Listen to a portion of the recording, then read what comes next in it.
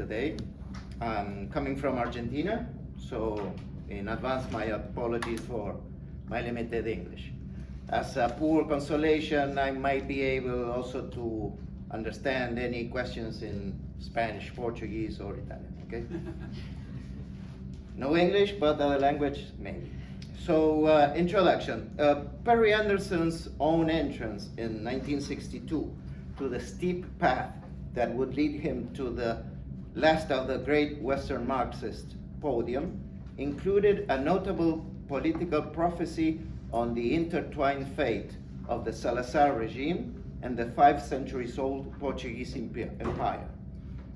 Back in the day, still tributary of a rather incipient Marxism with unambiguous Saussurean structuralist overtones, how did Anderson's lengthy article on Portugal compare to other contemporary Marxist analysis coming from more political quarters? For example, Peter Fryer, Álvaro Cunhal, and Francisco Martins Rodriguez. Likewise, Anderson's now classical take on Western Marxism also contained a ruthless prediction on the political behavior of its main theoreticians. But how did two key thinkers of this controversial creed, for example, Jean-Paul Sartre and Louis Althusser, react to the revolutionary process in Portugal 1974-75? And finally, undoubtedly my own favorite theme, I must confess, how did Perry Anderson's highly sui generis Trotskyism of the time bore the cost of the Portuguese Revolution outcome and the role played in it by the United Secretariat of the Fourth International USFI? In the May-June 1962 issue of New Left Review, Perry Anderson started what would become a 3-part essay on the end of ultra-colonialism. With undeniable structuralist flavor, Anderson warned that, quote, "A preliminary remark on method should be made. The account which follows does not attempt to give an exhaustive description of the whole Portuguese colonial system. The method chosen is rather to select various key sectors which appear to be privileged expressions of the whole and to show their rigorous coherence. An initial criterion guided the selection of the areas examined. They are those where a marked differential is evident between the Portuguese example and the normal colonial pattern. It is through the specific characteristics of Portuguese colonialism that a model of the whole will be suggested." End of quote. Anderson's claim that Portugal's ultra-colonialism was not hampered by any articulate domestic opposition, being therefore able to impose an almost total blackout on news from the colonial area in revolt. The fascist regime had massive armed corps professionally trained to repression, and it could mount a war of extermination more easily than any normal colonialism. The Portuguese campaign in Angola would not have been possible for any other European colonial power, even France, a claim that could be now contested with some hindsight. Finally, in part 3 of Anderson's essays in New Left Review, which appeared in the winter 1962 issue, we are witnesses of a notable political prophecy. Quote, "The Salazar regime is not only economically, but also politically dependent for its existence on the empire. As has been seen, the colonies function as the ultimate rationale of the regime, its only compensation for 35 years of nullity and stagnation. Their loss would make its bankruptcy unsupportable and final, even to much of Portuguese reaction. The disintegration of the Portuguese empire would mean the end of Portuguese fascism. The present regime cannot survive the independence of its colonies." This analysis was made only a few pages ahead of Anderson's first ever explicit espousal of Marxism, when, in page 113 of that same winter 1962 issue of New Left Review, in a concluding footnote number 3 on method, he came to explain, quote, "Any study of imperialism faces one of the key dilemmas of the social sciences. How can a diachronic and a synchronic perspective be combined? The reconciliation of history and sociology is easy enough in principle, but extremely hard in practice. It is clear that any society has both of these dimensions. It is at once a structure which can only be understood in terms of the interrelationship of its parts, and the process which can only be understood in terms of the cumulative weight of its past. The difficulty is to synthesize these two aspects in an actual study. Liberal history and formalist sociology represent extreme opposed attempts to divorce the two dimensions altogether. The coexistence of the two in the Anglo-Saxon countries marks the limits of the penetration of Marxism in these cultures. For Marxism is the only thought which has rigorously united developmental and structural analysis. It is at once pure historicity, denial of all supra-historical essences, and the radical functionalism. Societies are significant totalities. This synthesis remains unique." End of quote. So now, to the point, how would Anderson's analysis of Portugal compare to other contemporary Marxists coming from more political quarters? Let's start with Peter Fryer. You all perfectly know he was the British Communist Party daily workers correspondent in Hungary, sent off in July 1955 to report on a counter-revolutionary uprising. Realizing that he was witnessing actually a popular uprising of students and workers, he sided with the revolutionaries. On his return to London, he was shocked to find his dispatches were savagely edited and suppressed. So he felt he had no alternative but to resign from the Daily Worker. Subsequently, he was expelled from the Communist Party. His book, The Hungarian Tragedy, was Peter Fryer's classic account of the armed confrontation between the Hungarian people and the Stalinist regime in 1956. Once out of the Communist Party of Great Britain, then Peter Fryer entered the small orbit of British Trotskyists, of which Jerry Healy's group was the largest. Fryer became editor of both Newsletter, a weekly broadsheet, and Labor Review. But then, within just a couple of years, Fryer entered in collision course with the leadership of Healy's Socialist Labor League and was part of the Stamford fraction, which opposed Healy's party regime, until September 1959, when he broke his silence with an open letter to the group members. After leaving the Healy group, Fryer went with his then partner, Patricia McGowan, to Portugal, where they produced a remarkable book named Oldest Ally, a portrait of Salazar's Portugal. Fryer's analysis was unsurprisingly not devoid of clever insights and political prophecies of its own. Quote, "How far Salazar has been successful in altering the social composition and ideology of the officer corps is an open question." End of quote. During 1973-74, the motley crew of the various army officers like Ataíde Banasol, Melo Antunes, Costa Gómez, Vasco Gonçalves, Victor Alves, Franco Xarais, among others, came to eventually vindicate this lucid insight. Furthermore, 7 years prior to his actual ascension to power, Marcelo Caetano was indicated by Fryer as one of the very few possible successors of Salazar at the helm of the corporatist Estado Novo. The real peculiarity of Portuguese fascism, Fryer and McGovern conveyed, lied in the gradual and relatively peaceful way it assumed control, in contrast to seizures of power in Italy and Germany, and the Civil War in Spain. A dictatorship of a military clique had seized power in 1926, so when Salazar joined it, the military clerical dictatorship displayed many of the features of a Bonapartist regime. Salazar and his corporatist ideology was an indispensable facade, a buffer between big capitalists and middle class, with this limited but definite power to tack and maneuver. And it was precisely the freezing of class relations in this pattern that was at bottom responsible for the curiously static and timeless nature of Portuguese political life during the Estado Novo. Fryer and McGovern identified that one of the major obstacles the anti-Salazar opposition had always faced was sheer indifference or hostility abroad.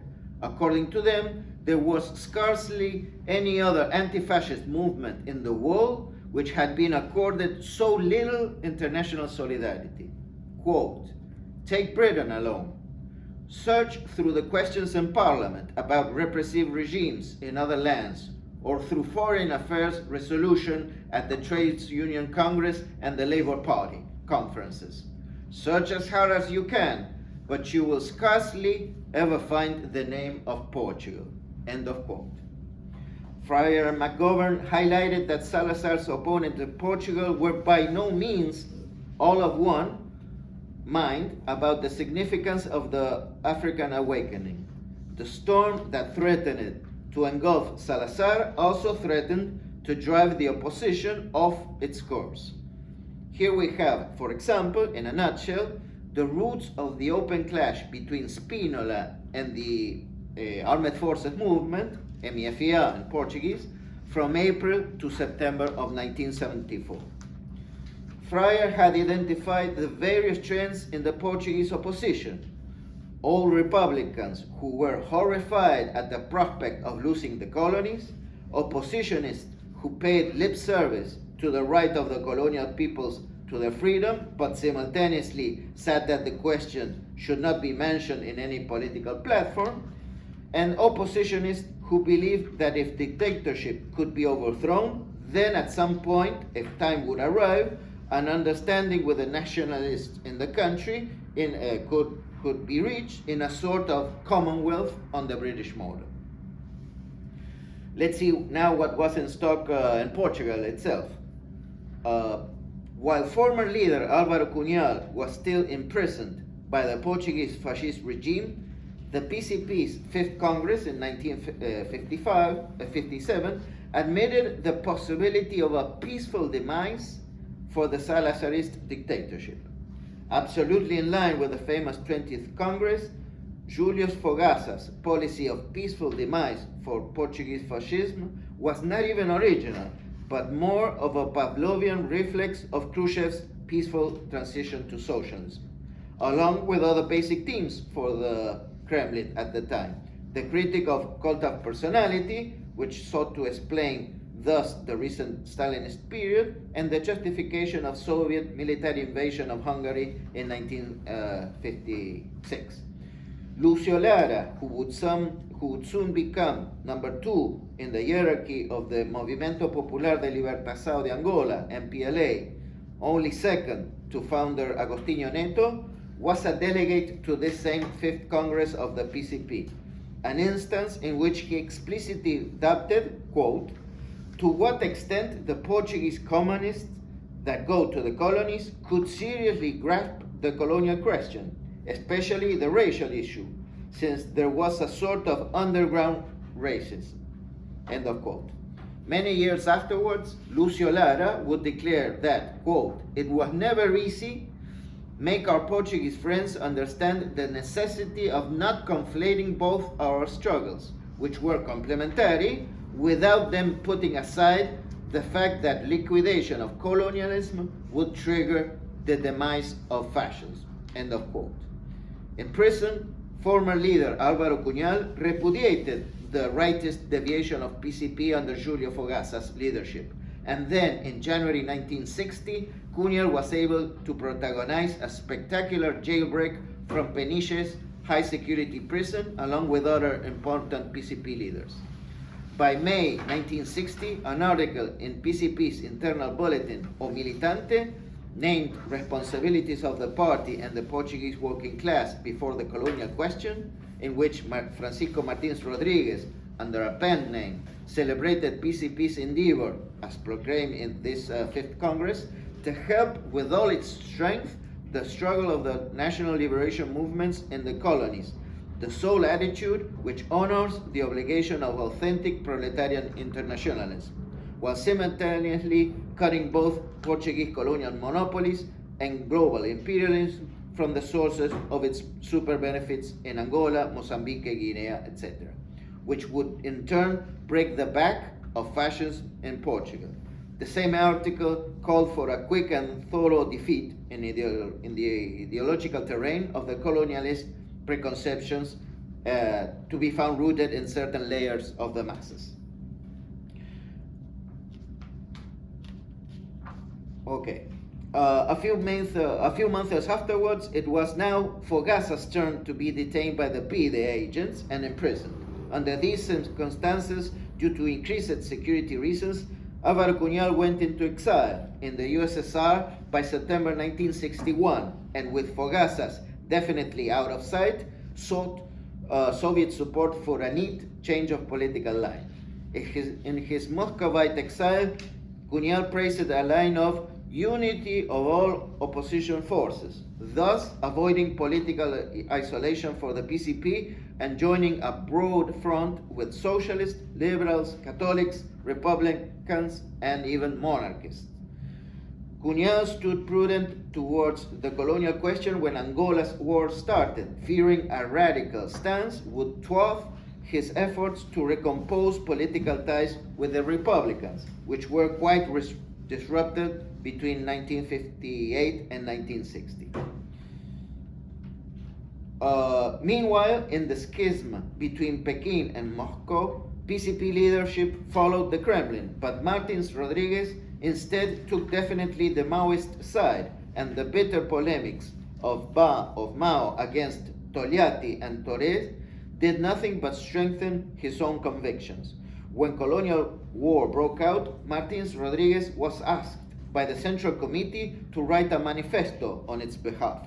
The text called for workers, peasants, and soldiers to boycott the so-called war effort and to act so that the Portuguese government would lose the colonial war. Unsurprisingly, with the legacy of both Fogasa and Cunhal policies, the manifesto from Martins Rodriguez was finally rejected and stopped prior to distribution by the Central Committee. Afterwards, it would be Cunhal himself to write this manifesto.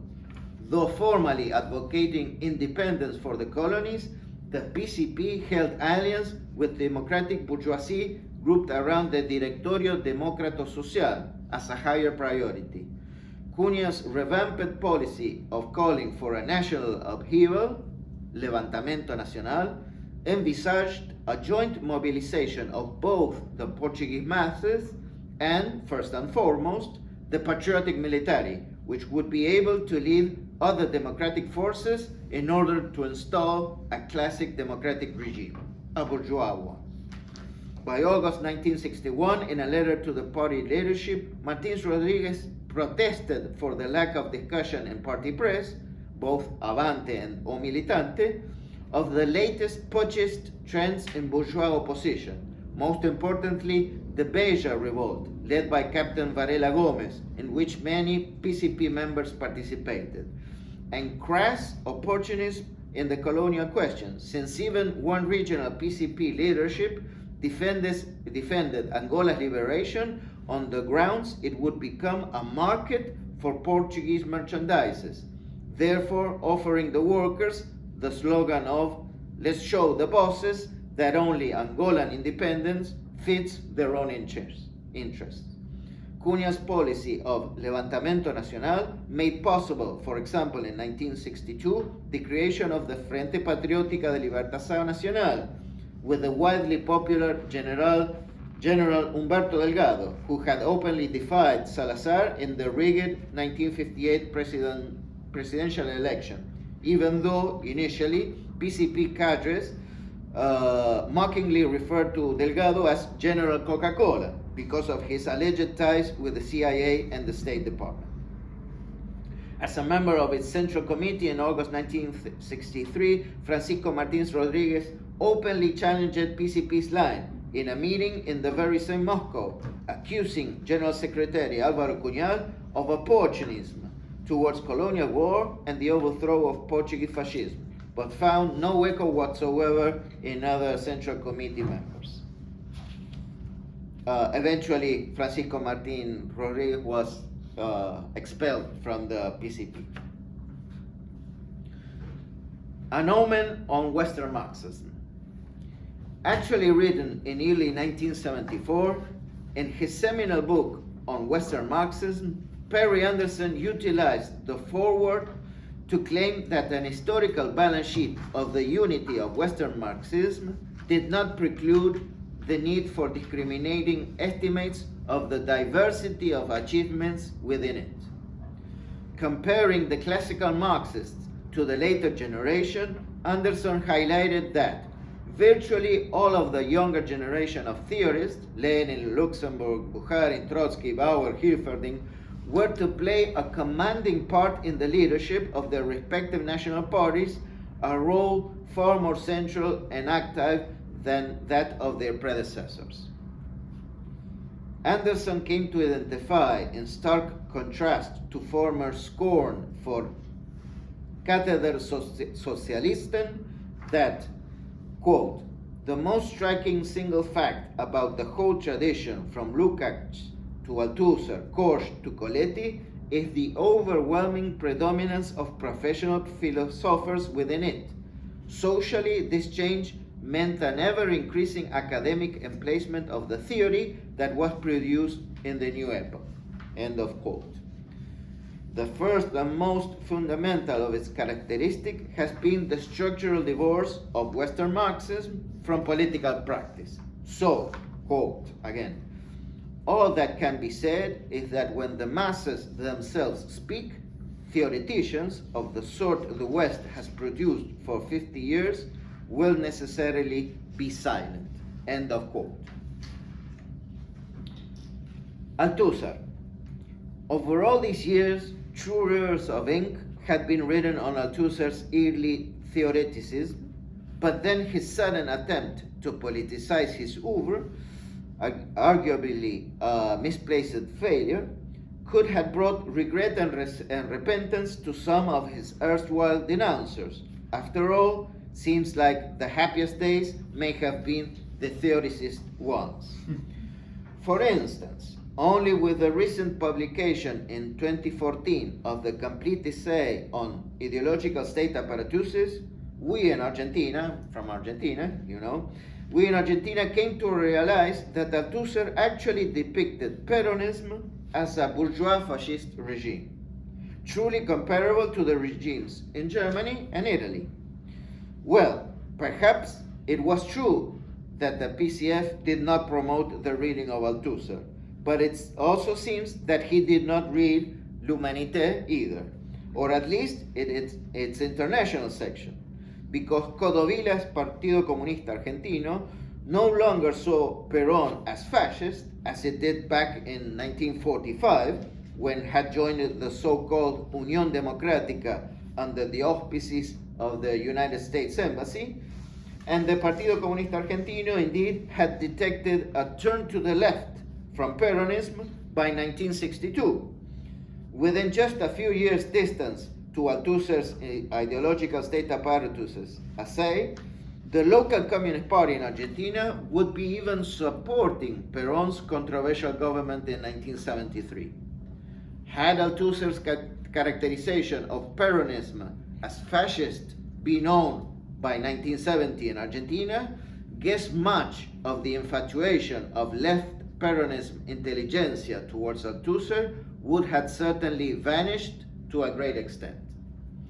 Then by 1972, in his famous reply to John Lewis, Althusser had gone into a trivial and tactical discussion of Stalinism, as it were a mere philosophical deviation, and demagogically played to the rank-and-file reflexes of the PCF membership, bringing up a dumb equation of violent bourgeois anti-communism with Trotskyist anti-Stalinism. This is a quote by Perry Anderson himself.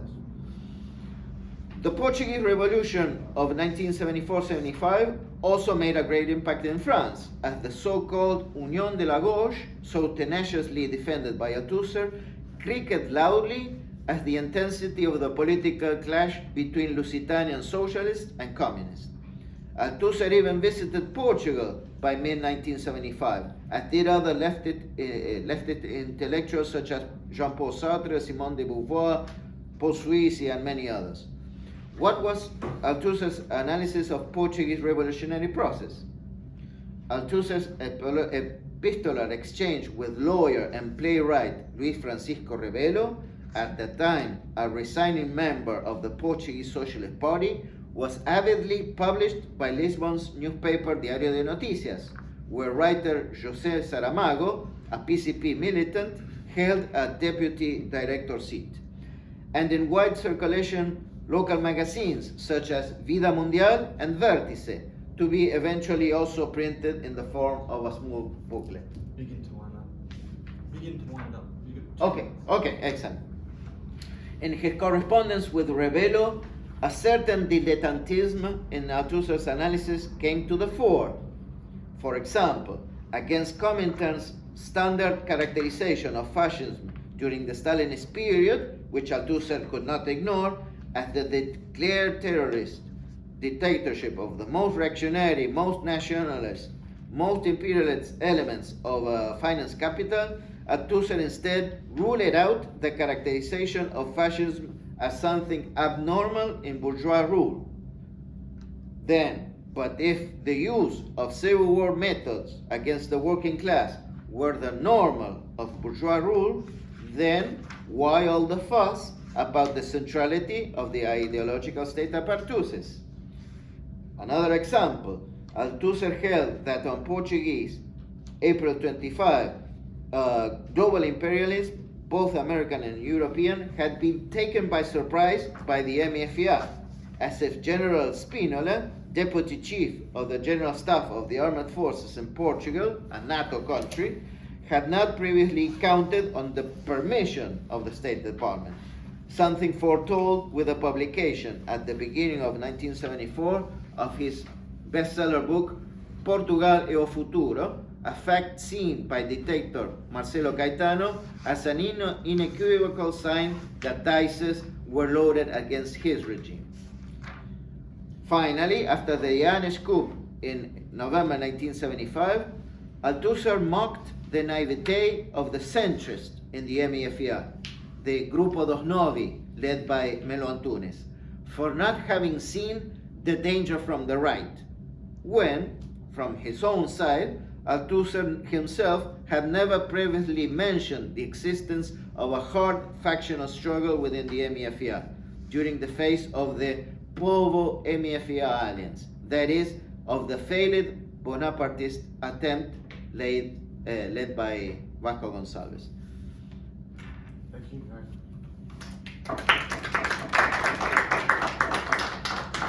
Thank you very much, Marcelo. Now we have time for questions and discussion. So, who wants to kick it off? Fire the card on Marcelo.